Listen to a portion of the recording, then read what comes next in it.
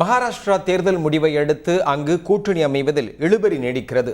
இது தொடர்பாக ஆலோசனை நடத்துவதற்கு ராஜ்நாத் சிங் தீபாவளிக்கு பின்னரே மும்பை வரவுள்ளதாக தெரிவிக்கப்பட்டுள்ளது. இதுகுறித்த தகவல்களை தருகிறார் எமது செய்தியாளர் சலீம்.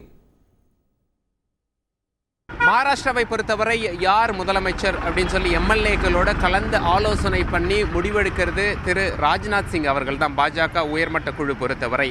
ஆனால் ராஜ்நாத் சிங் என்ன சொல்லியிருக்கார் அப்படின்னா, தீபாவளி வரைக்கும் இப்போ நான் மகாராஷ்டிரா போய் எம்எல்ஏக்களோட கலந்து ஆலோசிக்க மாட்டேன், தீபாவளிக்கு பிறகு தான் நான் மகாராஷ்டிரா போக போகிறேன் அப்படின்னு சொல்லியிருக்கார். இதற்கு என்ன காரணம்?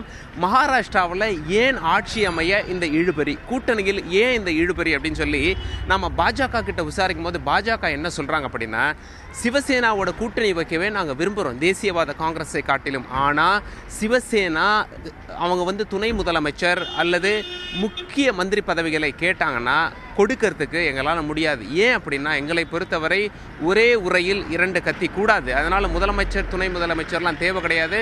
மகாராஷ்டிராவை பொறுத்தவரை முதலமைச்சர் மட்டும்தான், மற்ற அமைச்சர்கள்லாம் இருப்பாங்க. சிவசேனாவை நிபந்தனை இல்லாத மாதிரி சப்போர்ட் கொடுக்க வைக்கிறதுக்கான ஒரு யுக்தி தான் இது.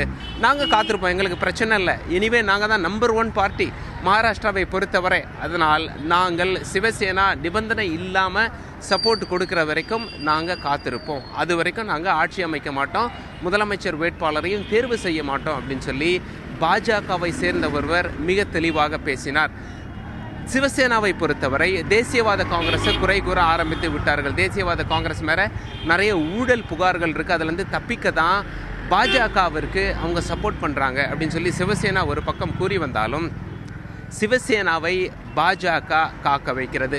சிவசேனாவே வரட்டும், நிபந்தனை இல்லாமல் நமக்கு சப்போர்ட் தரட்டும், அதுக்கப்புறம் நமக்கு தேவைப்படுற 1-2 அமைச்சர் பதவியை சிவசேனாவுக்கு கொடுத்து விடலாம் என்பது பாஜகவுடைய கணக்காக பாஜக வட்டாரங்கள்லேருந்து நமக்கு தகவல் தெரிவிக்கிறாங்க. இது மட்டும் இல்லை, சுயேட்சை எம்எல்ஏ கிட்ட பாஜகவும் பேசி வராங்க, சிவசேனாவும் பேசி வராங்க.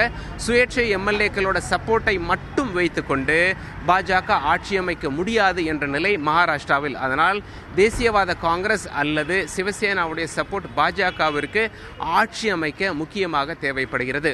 மும்பையிலிருந்து தந்தி செய்திகளுக்காக கேமரா பர்சன் பிரபுவுடன் சலீம்.